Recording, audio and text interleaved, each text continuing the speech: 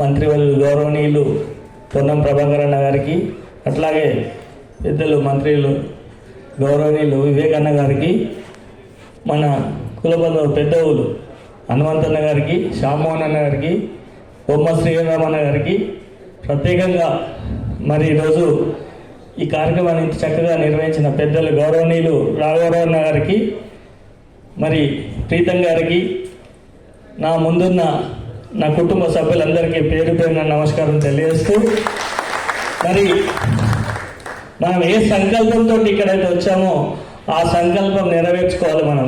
మనం ఏందనేది నిరూపించుకోవాలి.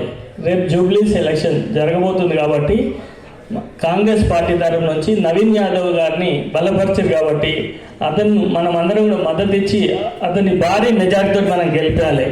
మన కాపు సోదరుల యొక్క సత్తా ఏందనేది అక్కడ నిరూపించాలని చెప్పి